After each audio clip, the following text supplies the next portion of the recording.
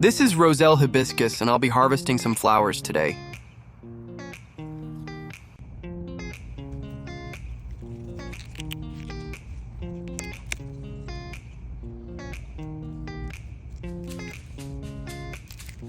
When I first seen these flowers, I knew I had to grow them. They are so beautiful.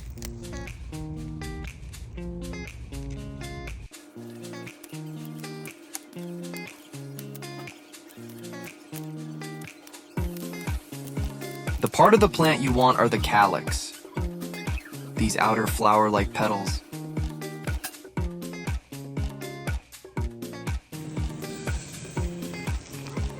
They taste very similar to cranberries. I love to make an amazing tea with the roselle. You can drink it both hot or chilled with a little mint. It's so good.